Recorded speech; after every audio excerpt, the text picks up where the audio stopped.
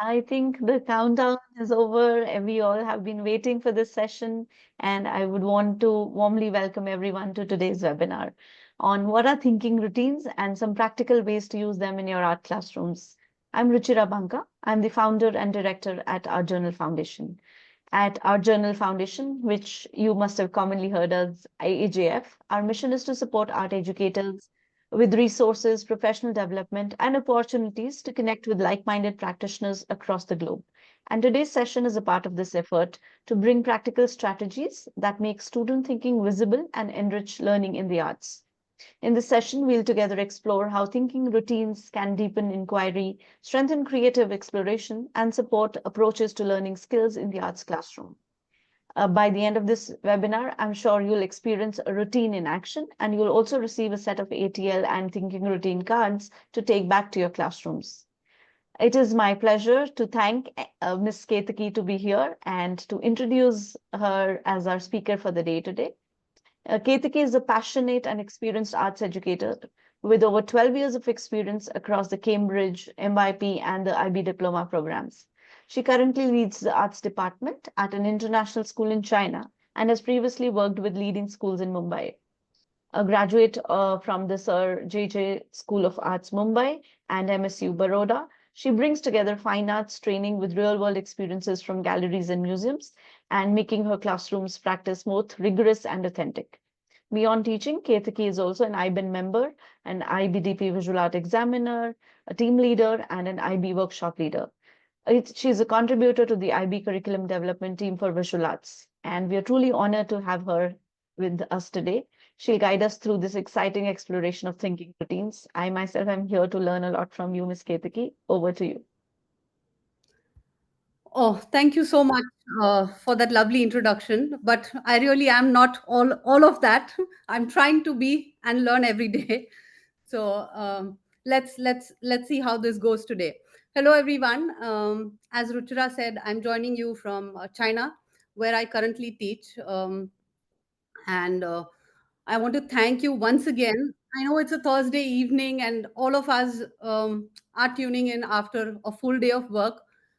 If you're joining in from India, or somewhere around the subcontinent, it's been more than a month, I think, that you've joined school.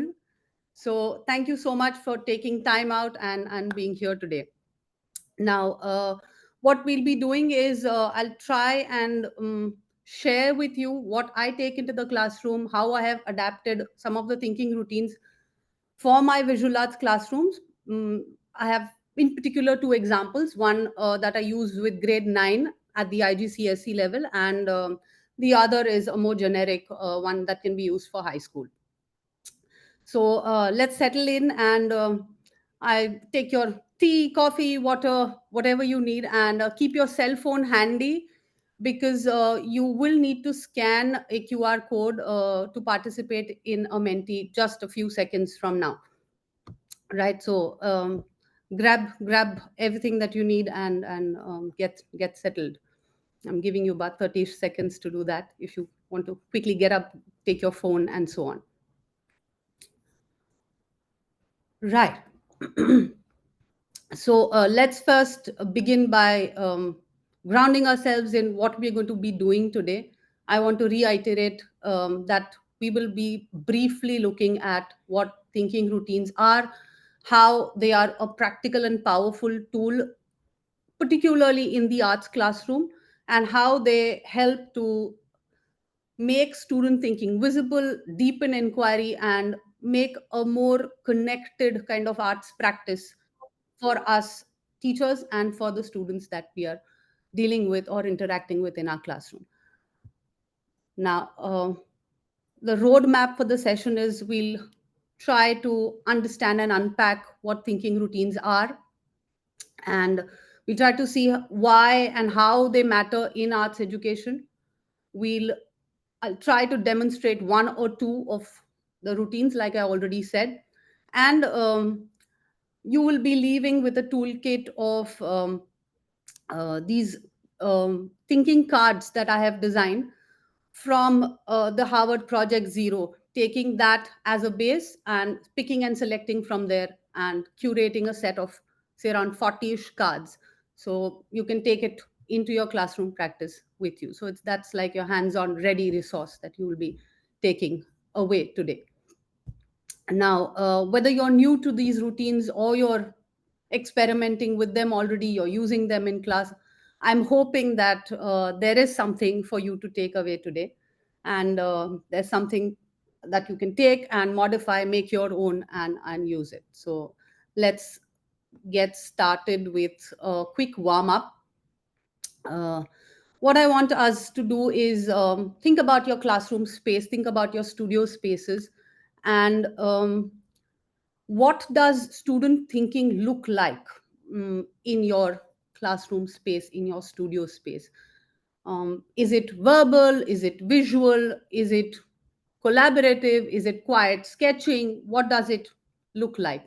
And if you can quickly use the chat box for a few responses, that'll be great.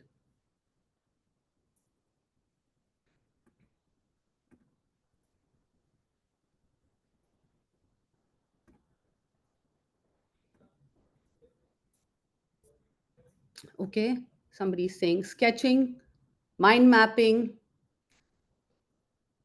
verbal with visuals. Okay, mind mapping again. Any more response? Chatting, discussions, thumbnail sketches, maybe. Okay, fair enough. Sketch noting, that's also an APP that you can use. Great. Right. So I can already see, and we can all see in the chat how diverse, how personal each of our classroom spaces already are, right? So this is really going to be helpful in anchoring the session today, because what we do next, I think you guys are already kind of doing that in the classroom from what you're texting or chatting on the chat box. What we'll do next is let's build a collective word cloud now.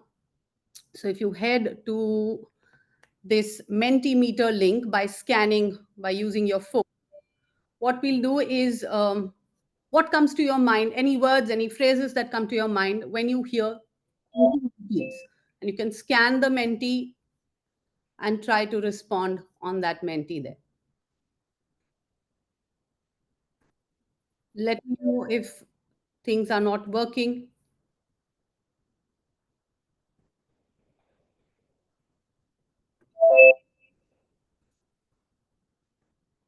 Can everybody access the Menti?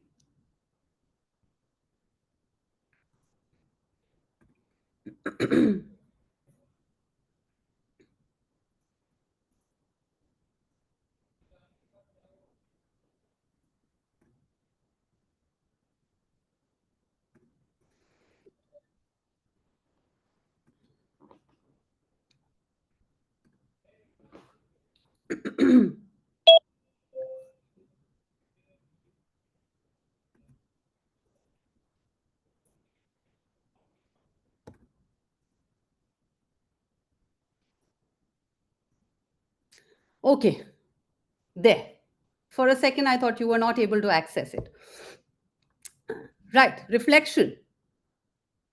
Nice one. Analyzing, critical thinking, great. Interpretation, another nice one. Making connections, yes.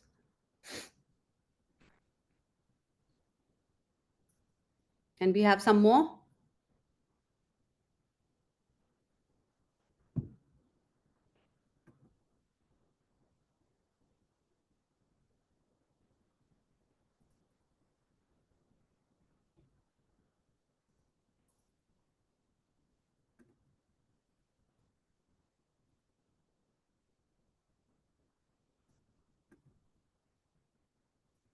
Okay, I'm going to give it another 10 seconds.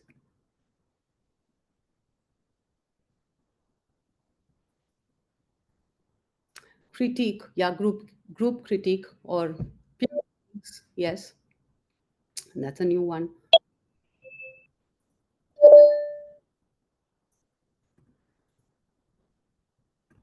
Right. Now, thank you for sharing your thoughts. Again, I mean, both the chat box and the Menti is telling quite the story, and you will soon realize, or you will soon know that thinking routines are exactly the words that you have put down, and it is a window into how our students process, create, and connect in our classrooms. And what we'll do is quickly look at a snapshot again to just gather our thoughts from the chat and the Menti. So, what are these thinking routines? They're simply short, repeatable strategies that will help students slow down and make thinking visible for them and for you. And by using these strategies, of course, you're scaffolding the thinking for process for them. So you're helping them break down or slow down, pause, look inward, reflect, all the words that you have written down on your Menti. You're exactly doing that when you're using one or more of these thinking routines that we are going to look at next. Now, where do they come from? They have been developed first by Harvard in something called as Project Zero, and we'll soon be also looking at a quick snippet of the page that Harvard has developed for these routines. Like we've said, these routines, they help and they encourage students to observe deeply, reason critically, reflect meaningfully. These are words coming from you again, so it seems like we're on the same page, and it's so fun and exciting to know that we are on the same page. You have typed in exactly these words even before I've shared the screen. So lovely, thank you very much again. Now, how are these thinking routines working? What exactly do we mean when we say strategies, repeat? These are just jargons, right now, when we look at the definition, or when we try to put it in a sentence or define it. What these are is simply, these are set of prompts, these are set of questions, or these are stepwise guide that you will take your students through and kind of unfold or unpack their thinking process, right? Now, these routines, almost all of them, they're designed to be flexible, they are adaptable, and deeply engaging. So it can be sometimes working as a group. So there is collaborative strategies also. There are individual strategies. Some of you had written mind mapping. That's also one quiet strategy. It can be done individually, it can be done collaboratively in groups, and so on. uh, all of these routines, they are designed to support core thinking skills. Now, if you are an IB teacher, the approaches to learning, the five approaches to learning, they're very important, and they are kind of, in a way, deeply connected to these thinking routines. The cards that I have designed, they have that ATL connection as well, as we'll be seeing ahead. Now, this is a screenshot straight from the Harvard website or web page, and it gives you the types of thinking categories, not necessary to memorize or whatever, or it's just for exploration. I will share the link to the project website later on. Now, these are simply routines that are organized on the kind of thinking that they support. So some routines are about exploring ideas, while others are about looking at multiple perspectives. Some of them are about, exploring possibilities. Some of them are just looking at objects or systems, so analyzing, investigating into objects and systems. All of these may be in some way useful to the arts, some of them more, some of them in less proportion. Now, why am I showing you this? Uh, think of this as the full framework for the visual thinking strategies, so that you can look at the breadth of possibilities. So, once you later on, probably after the webinar, go and explore Harvard's website, you can go click on each of the colors and it'll take you to a list of strategies. You can go read and explore, so that you understand or look at the full framework. while what I have done is I've curated from these very strategies and some few other strategies and mapped them to the ATL skills.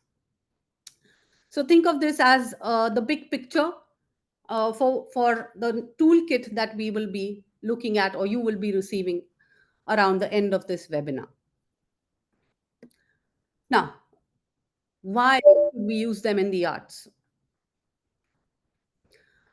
Any arts, not only visual arts. I mean, I'm more will be speaking more to the visual arts because I've been a visual arts teacher. I'm a visual arts person, but in the arts, the thinking routines are a very powerful tool because why a our classrooms are already full of emotion. Everybody is emotionally charged. It's interpretative. There is creativity. All of this is already there in the classroom every day.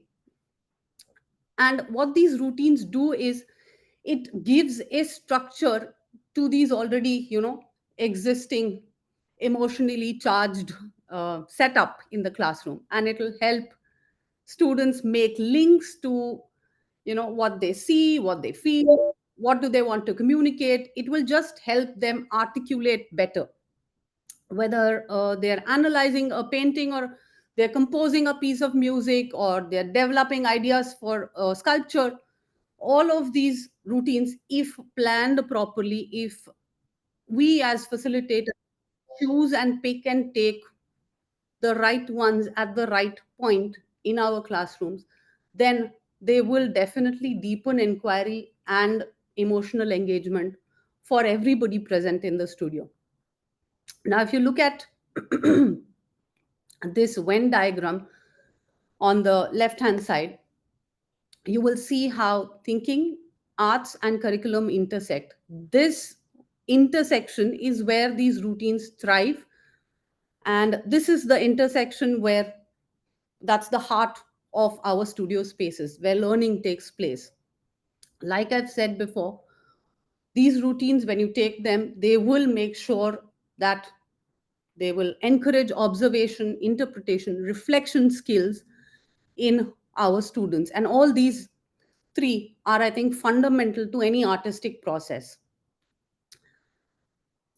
So let's not treat them lightly. Let's not treat them just as if, oh, they're tools for some critique or discussion. No, they're much more.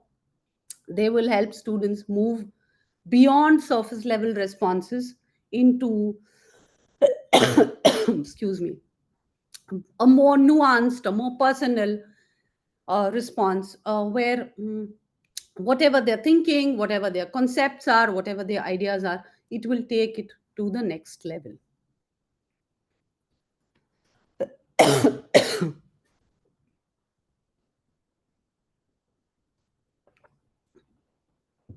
So now that we've established why these thinking routines can act as a powerful tool in the arts, let's look at this tabulated form where I've tried to map them directly to our classroom practice.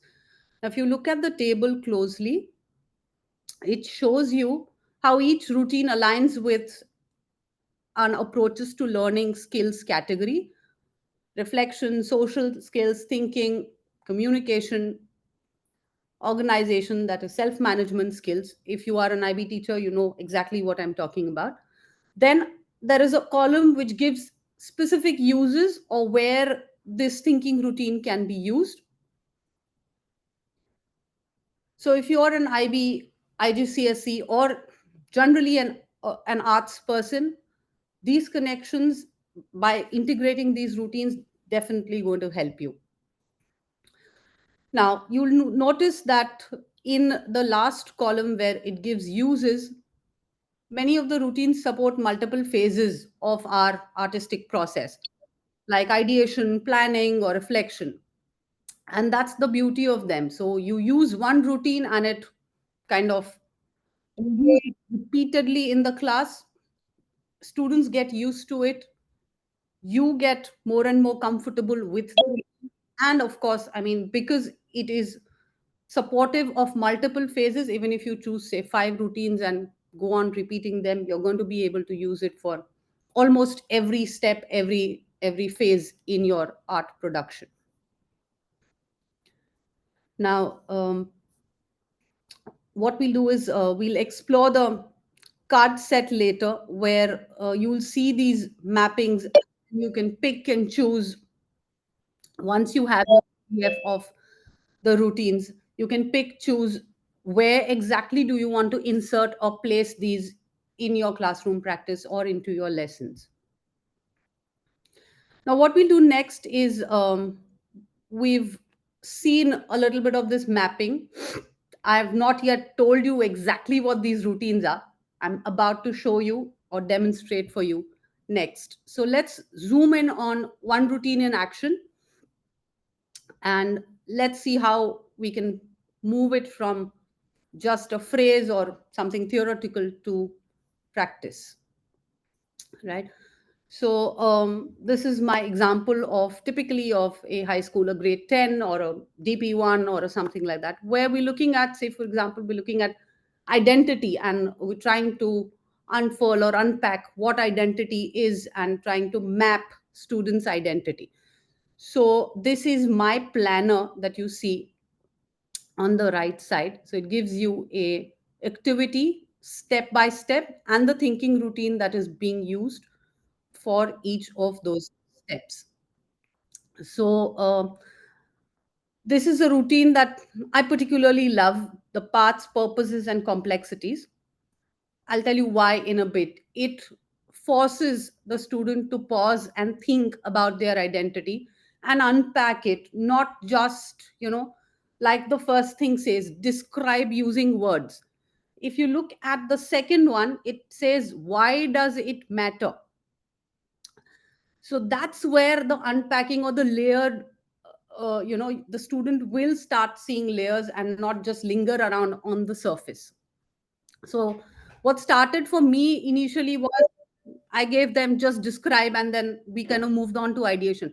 But the moment I started using these routines and I inserted these routines, immediately it has become, the thinking has become more meaningful, it has become more visible, and students are no longer naming traits, but what they're doing more is they're looking at the complexities, they're looking at the contradictions, they're trying to articulate what is it about this trait that matters to them. So it's a nice way to kind of look at or build analytical skills for our students when we help them like this to unpack it. Now, if we look at closely at what it looks like, oh, just before that, I've already said all of this. Maybe you want to take about 10 or 15-ish seconds to quickly look at where you can use it and why it works. I already said why it works a little while ago, giving you about 10-ish seconds.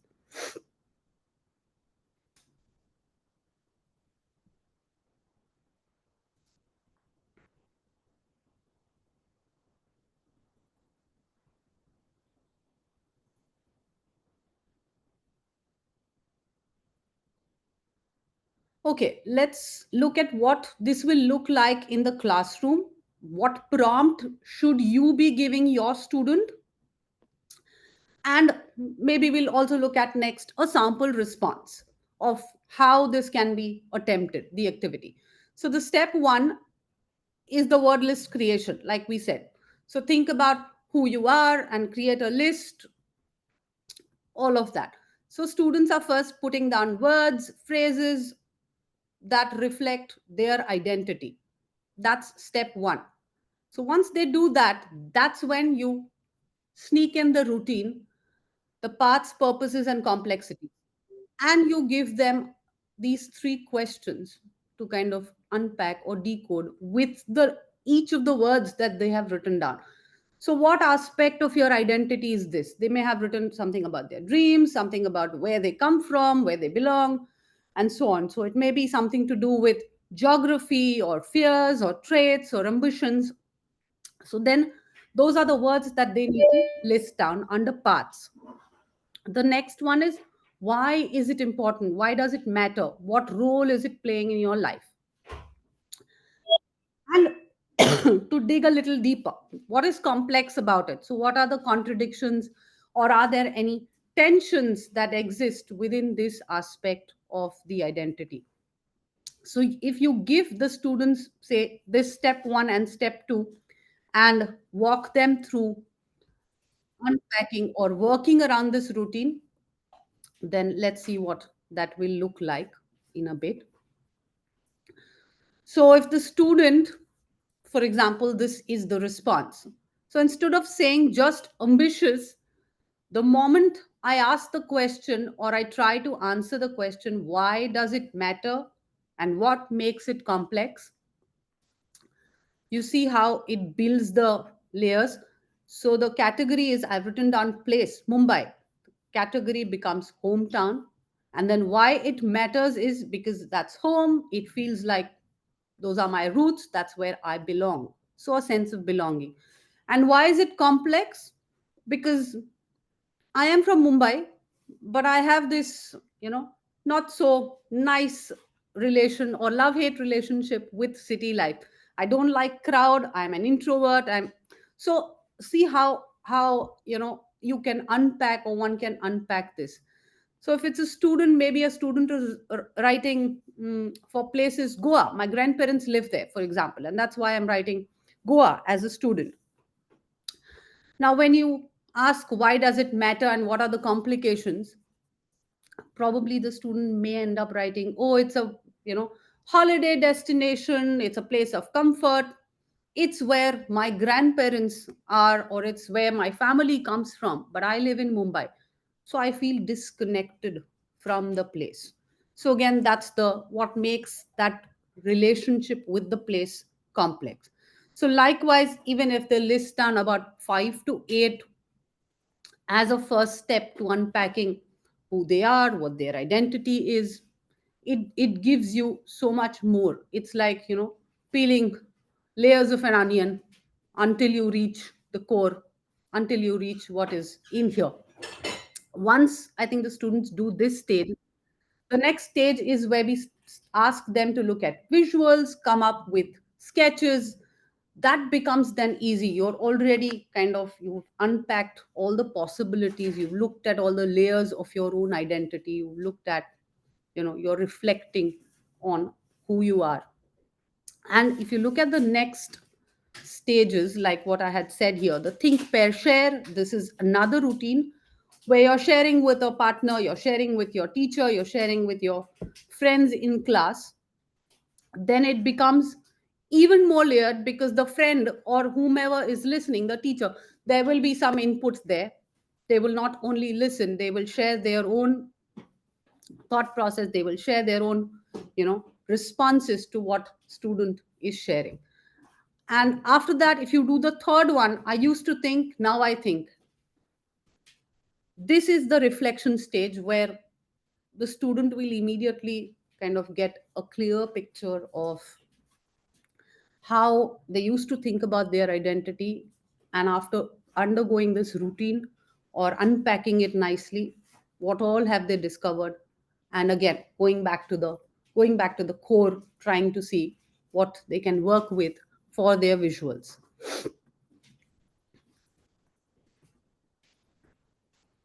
So that's one routine.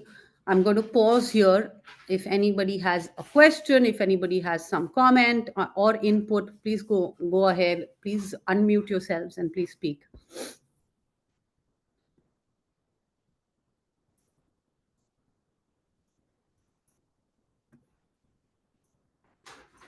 All right. Looks like we have no comment at the moment.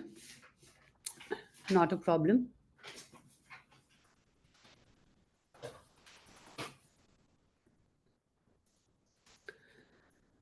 Okay. Now, this Sorry. you're going to get. Yeah. Yeah, I would like to ask you one question.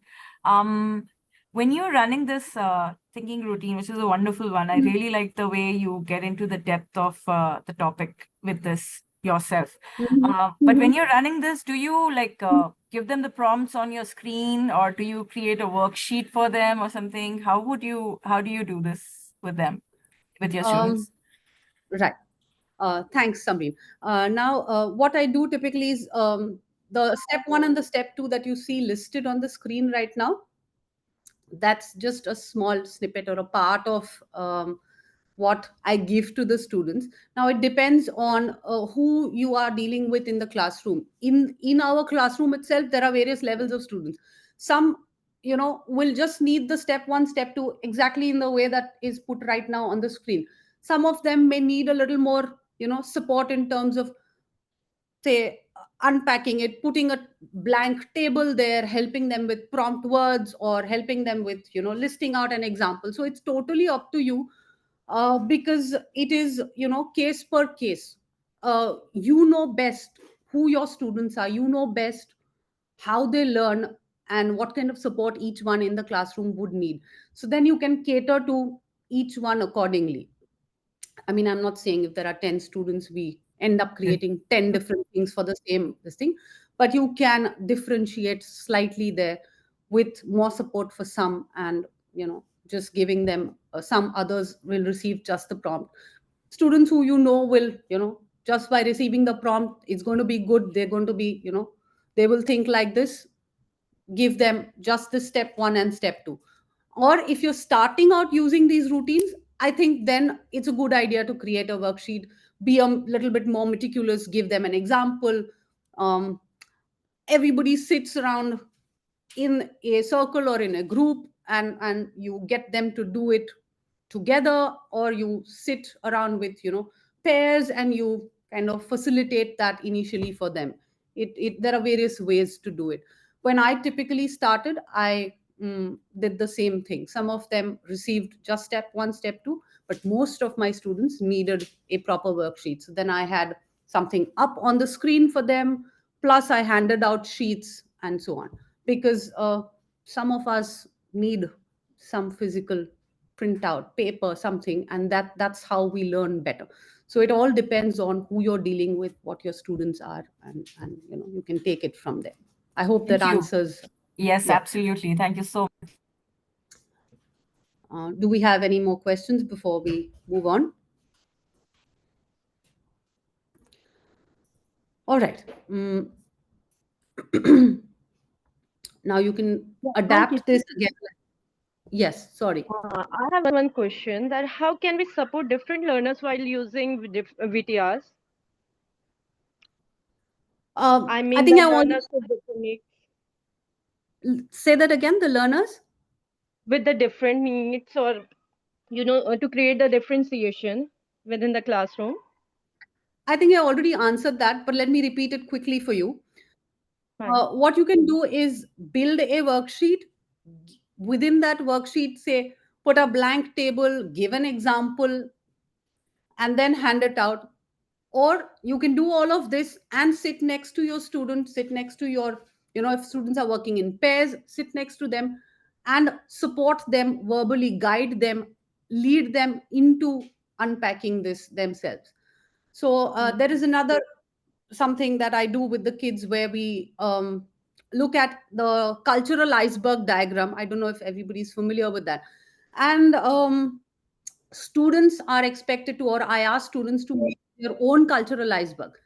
And while I do that, I also share an example of the iceberg that I have made for my own culture. Now, because I'm here in China, I'm dealing with different nationalities. I have, Correct. yeah, multicultural classroom composition. So then that really helps if I give them, my worldview or my picture of the iceberg, and then they have something to refer to, and then they make their own. Yeah. Okay, thank you so much. Yeah. Oh, right. Now, let's move on. Ruchira, do we have time for one more demonstration, or should we? Uh, you want me to kind of pack, and they will definitely be getting this PPT later, so they can refer to the demo.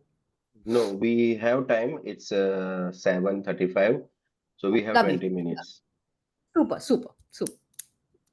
I hope I'm not going too fast. I've tried to pack in as much as possible in 40-ish minutes.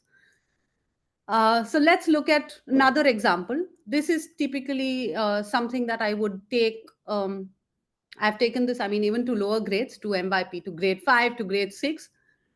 Again, you can tweak it, you can build it, you can, customize it for the grade that you're taking it to, for the level of children that you're taking it to. What I'm showing you is my grade 8, grade 9 example of the next routine, which I think most of you will be familiar with. I used this, or I started using this when, right, during my museum days. So when I was working with the museum, giving out tours and conducting workshops, this was my favorite, or this was my go-to to introduce, or to get people to look at a piece of work that we are looking at while we're on the tour. So it's called the See, Think, and Wonder routine. And I'm going to share an example with you, which, like I said, I use with the IGCSE grade 9. Um, Typically, when we're dealing with like a broad topic or theme that we start with, which is something like perspectives or viewpoints or something, that's our starting word, or that's our keyword. And as one of the ways, or one of the things of exploring this keyword, we're looking at Picasso's still life, which is still life with chair caning, this one. And it challenges everybody who sees something like this for the first time. And children are usually very curious to go close to it, or zoom in and check out what it is. And because on seeing it for the first time, you're like, what is this? It doesn't look like anything. You can't figure out what it is. And that's what gets you to kind of go close, look at it, think, try to understand, or try to find out more about this work, even without reading, because all you are giving, or all you are taking to the classroom, is this image. So they're first exposed, or they first see only the image. You're not even telling them what it is or who's made it. What we do is we first begin with the C part. So you just show the image on the screen as printouts, however you want to take it, and say, look at it closely. What do you see? Ask students to describe what they're saying. For this, they need to pause, they need to look closer, they can get up. If you are projecting this image, go close to the screen, all of that. So there is this activity happening in class with this routine, which is very exciting. I mean, everybody's up from their chair, they will go close, they will try to see what's going on.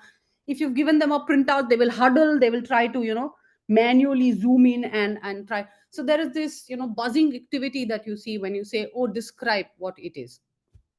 And then when you kind of sometimes it may need a little prodding, prompting, all of that. They will eventually figure out, oh, can I see a lemon? Oh, there's a pipe. I see some newspaper, and there's rope, and so on. So they will start pointing out things, or they will start just throwing words at you, which is good enough, I think, initially, especially if it's a grade 5, a grade 7, or a whatever.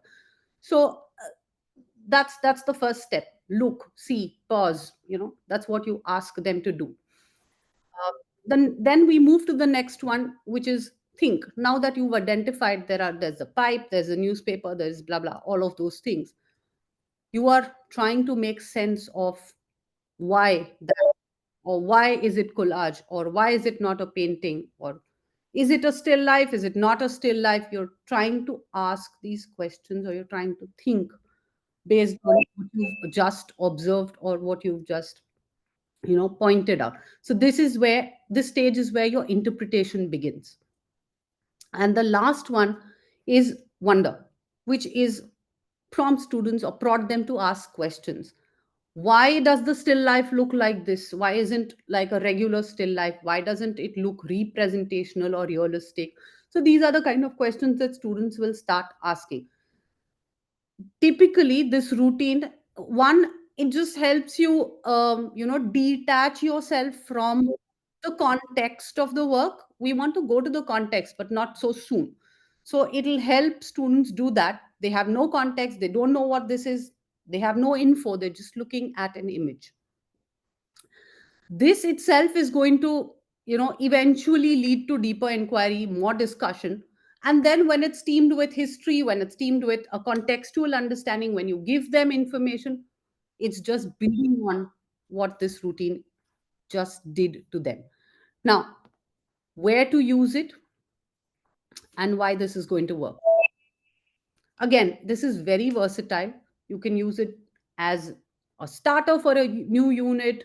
You can use it as a reflection on students' own artwork. You can use this for peer critique, where people are observing each other's works, or you can simply use it for your analysis component. Some of us in the DP IGCSE have a separate component or have a section where we need this kind of analysis happening. You can use it simply to train your students for that. And why does it work? We've already said this. It encourages to pause, slow down, look. Then it asks you, or after the look stage, it's looking at interpreting.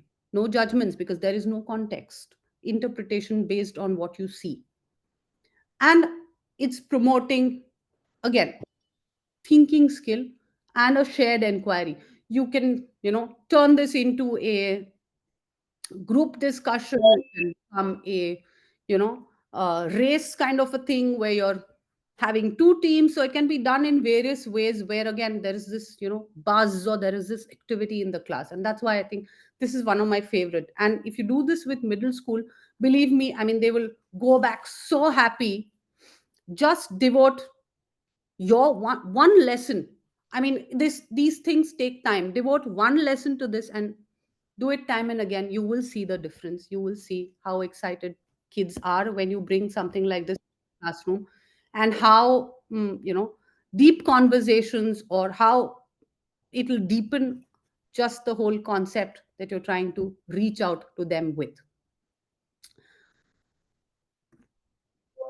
Now, what we'll next is, this is what you're going to get or take away. This is a quick peek at the routine cards that I have designed based off, like I said earlier, Harvard's Project Zero. These are just 8. There are 40 in the whole set. And I've picked and chosen and curated the 40 to fit, what works for me. You can go to the Harvard Thinking Routines website, choose what you feel will work for you. But I think for us arts teachers, these 40 should do pretty well. And like I've said earlier, these 40 are mapped to the approaches to learning. So again, if you look at anyone, say you look at ladder of feedback, the one on the bottom, you will see that each card has a prompt. So a prompt or a title, that's ladder of feedback.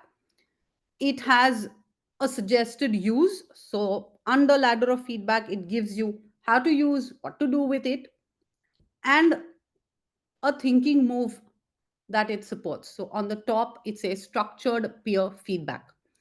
So typically when we do peer feedback, if students are not experienced, they end up saying, oh, it is a nice idea, it is good, it is so they try to use these descriptive words, which you don't want them to. You want them to use analysis, you want them to make suggestions, you want them to ask questions, make some constructive suggestion for their peers, right? That's what we want them when we kind of indulging or engaging them in a critique. So this ladder of feedback works beautifully for such a thing. So a structured peer critique works beautifully. Now the other one is, like we said before, I used to think, now I think.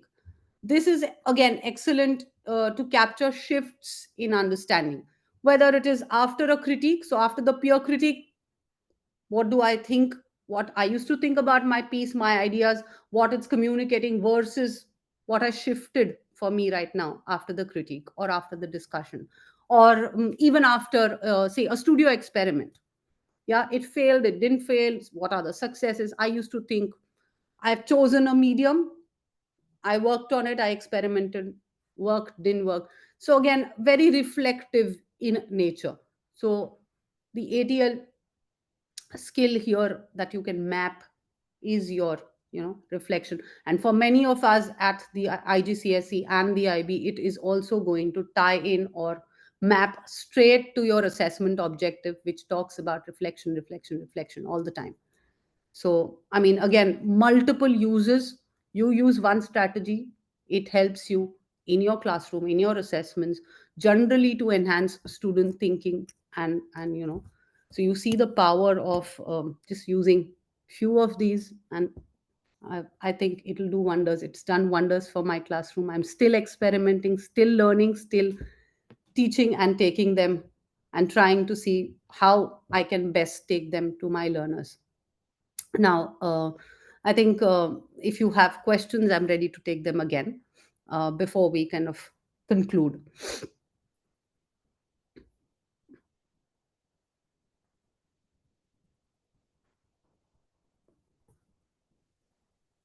Participants can actually switch on cameras and mics. You have the access.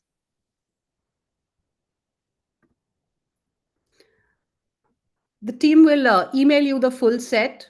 And if you are on LinkedIn, I'm sure everybody is on LinkedIn. Everybody is on LinkedIn now. So you can go to my profile and scroll through the posts, and you will see a Google Drive link to these cards. You can just go there and download them. It's free. You can use them, adapt them, remix them, create new ones with your students. Feel free to just, download it from there and Yes. use it. Hello? Hi, yes. I don't have a question, but I have to say I'm really enjoying how those simple routines are really a valuable addition, because the language of thinking, especially if Mhm. English is not your first language, the language of thinking is something that our kids needed, because you can see in their eyes that they are thinking, but they cannot express their thinking. So making their thinking visual using this language, that's very simple tools that can be moved from one out. They can even take this out of the art class to other classes, especially in IB schools and PYP schools. So thank you. Those tools, I mean, I saw them before, but I didn't see them reflective in art that good with Mhm. examples. My art teachers will appreciate this. I'm really grateful. Thank you. Thank you. Thank you. Like I said, I mean, they were not made specifically for art. They're transferable. You can use them anywhere. I mean, as adults, we can use it for our own kind of, learning or own unpacking. We're reading something to. So these are just, I mean, it can be put to use anywhere and everywhere. So, but specifically, again, I mean, I chose to share examples for the arts, like I said, because that's what I teach. And before anything, I am a visual art teacher. So, so that's my kind of viewpoint with using these cards and sharing how I take them to my students. Hi, Ms. Ketaki. I'm Sushma. I'm a PYP visual arts teacher. So Hi, Sushma. I recently started working with IB curriculum. It was my second year Mhm. here. So for me, working with this thinking routine cards, I tried once. I see, I Mhm. think, I wonder. But my children are like, they were super excited. They just want to jump into the artwork immediately. Ma'am, let's do the drawing. Ma'am, let's do painting. Let's get into the topic. They don't want to do the inquiry more. Like if I want to do an artist study, I recently did this Andy Warhol. This pop artist one. When I try to explain them what is pop art and how we use the colors and all, they were more interested in, ma'am, let's do that one. So how do I keep them, interesting with this thinking routine cards? Like I just What want them grade to is know the information. Maybe they're not ready, or I don't know exactly. Like I just, the children are not ready to take the information. They directly want to jump into the painting or drawing, whatever, yeah. right? What grade did you say? This is PYP, you said, PYP, right? yes, yeah. Right, right. Sushma, Grade at 4. at Mm. PYP 4. at PYP, uh, uh, you know, children, they're bound to do that. They will say, let's jump in, and because you have the setup there, you have all the materials, so they are excited. They They are will want excited. to interact. Yes, they will want to interact with the material. Mm. But even if if you spend, say, about 5-ish minutes, 3 minutes with them, with this kind of a routine, any routine, you Mm. take the seating and spend a very brief time with them, because you don't want them, um, the inquiry doesn't need to be, they don't need to know the whole historical you want to Yes. break it down and bring it to their level. So you just need to give them those few bullet points where you're introducing them. Mm. Like we do something at middle school or at high school, probably it's a Mm. full blown inquiry. We don't want that at PYP, obviously. You People. just want, yeah, you just want them to understand, say, the formal aspects of the work.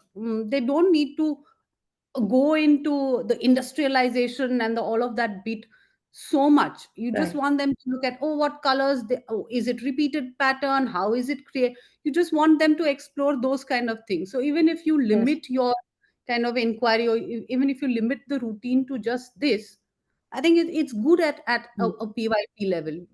Obviously we Yes. don't want. I do a little study, like what shapes did you notice in the artwork? Like what colors did the artist use? Did he stick to primary colors, or is he using cool colors, warm colors, or is he exploring all kind of colors?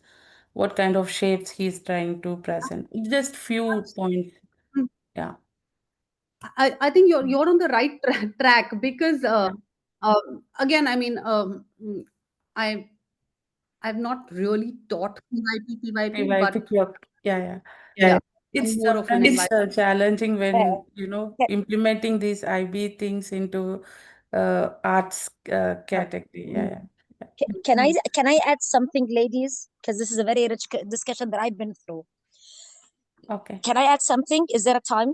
Like, I will take Sure, only 1 sure. minute. Please, Doesn't matter. Yes.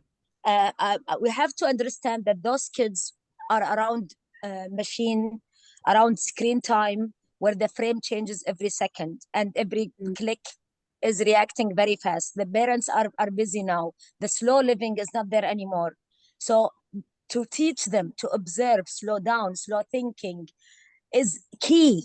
This is one of the reasons why the thinking receipt is important. Slow thinking, reflecting. So it's part of their learning. There should be an awareness in the school level on how to slow down and give thinking the time. Otherwise, if you're doing it as a teaching strategy, steps to follow, the thinking will not change. It's still fast. It's still not deep. For the thinking to become deep, it takes time. And for them to slow down, you need to set the mood for it. And everyone in the crew, not only in the art class, all the teachers need to slow down for a minute or two, three, as Miss Ketaki said, and give it the time. Otherwise, it's just another classroom strategy. I agree with what you're saying, but I mean, again, it's PYP, and I think what you're doing, Sushma, is already excellent. So you don't need to worry about, oh, they're not, they're getting distracted. They will get distracted. That's the age. Yes. I mean, Yeah. you have so many exciting things around in the classroom, so it's bound to distract them. But even if you can hold their attention for, say, 2 minutes, Yeah, three that's minutes, what I'm trying to work on. Yeah. that's Yeah. absolutely going to At be the end of wonderful. the session, they love the lesson and all that. Yeah. And It's just if that the whole holding them school for team 5 minutes is to doing know about the artist, that's taking something from me. Like, yeah. it, right? And if the whole school team is doing it, then they're experiencing these routines in every other classroom, which is definitely then going to build up and create that impact. Yes. Yes. Thank Can you, we Miss. can we take the next from Mr. Vijay Raghava? Hello. Thank you so much. It's a wonderful workshop, and thank you, Art Journal, and thank you, Kate, again. It's a wonderful workshop. It's really nicely presented. And in continuation of Susma ma'am things, I would like to add on one thing. So the developing curiosity is most important, what I'm believing it. And also the another person also said about the slow thinking process. Slow thinking learning also is most important. I have only one question to the presenter regarding about to what extent how the students developing the originalities, how the visual vocabularies will supporting to engaging with the thinking routine habits. Can you repeat that again? Can you slow and Can repeat you that again? can you can you can you hear my voice? I can hear you, but if you Yeah. repeat it again, I My just want to question hear is you to once what more before I respond. to what extent the originality, the individual identity, because so you are nicely have channelized with ATL skills and all aspect of the routine thinking habits, and how you usually engaging with bringing the originalities, because there are many students, they are quite familiar with Pinterest and artificial intelligence, AI imageries, and they can producing it. So how what is your belief and how you generally engaging with bringing the original ideas to the for the each students? Now for this is tricky. Hello. What? Yeah, this is tricky because with so much of Pinterest and AI and all of this happening, when you ask children to you go through all these routines, they have all their unpacking, they have their notes. When you ask them to start sketching, what happens is sometimes they go blank, or sometimes just out of habit, or just because it's easily available. Children will, the first thing that they will do is go look at visuals online, and then you have these problems of, oh, it's from Pinterest, oh, it's AI generated, and such. But what typically I do in classroom is, we do all of this, and then I say, you sketch. Nobody has access to devices initially. You sketch, you write, you put down what is it that you want to communicate through the artwork. This is, nothing is frozen as of now. We just kind of planning, we are sketching. This is basic putting down ideas. Even if it's, you can't think of a visual, fair enough, you put down words, phrases, you put down what is it that you want to communicate through your artwork, and then through one-on-ones, then slowly we take it to a sketching phase. Once I know what it is that they want to communicate, what I also do is, we're still not looking at any visuals, so there is no access to any Pinterest or any such thing. What I then do is, I give them a list of artists, two or three artists, that I say, okay, go and investigate, and come back and tell me how they have used what your idea is. So what they're doing is, first they've unpacked, they've gone, reflected, they've looked at what they feel, what they want to communicate. Next, you are asking them to investigate or look at artists, and then maybe they can go and explore visuals online. They will eventually do it. If you don't allow them in the lesson, they're going to do it outside. But then, if you have built this strong base for them, where you're supporting them with giving them artist suggestions, asking them to investigate, come back, talk to you. So if there is this constant interaction happening, there is this constant check happening also. And it's easily possible with our MYP portfolio kids. It's easily possible with our DP kids. Usually we don't have such a large number of children in the class, so and the nature of the course itself lends to a very one-on-one individual, that kind of a course. So invariably you are having these discussions, and that's where your checkpoints are, even before you kind of give a go ahead for any kind of sketch or any ideation. Have I answered you satisfactorily? Yeah, thank you so much. I mean, it's almost same like what I'm doing it. I mean, I just mean, I'm sure all of us do this because we need to. yeah. We can't be sure enough where the No, image is and coming from. also I'm following the Sohum, like the Studio Habits of Mind, and 8 Studio Habits of Mind to cross check Oh, with the that's another lovely one. Yes. yeah. Thank you so much. May I add one point in this? Yeah, sure, sure. Yeah, hi, Yeah, Harish. yeah, hello, ma'am. Actually, same thing happened with me also many times. The thing is, when the theme is connected with their personal life or personal connection happened now, that time they started investigating, and that time they start the forms and everything by their own. Until then, if they don't find the theme is connected with their personal life, till that time they will find the ways on Pinterest or in other words, right? But Absolutely. once Yes. they once you help them to find out their personal connection with their theme, their artwork, then definitely they will start their work.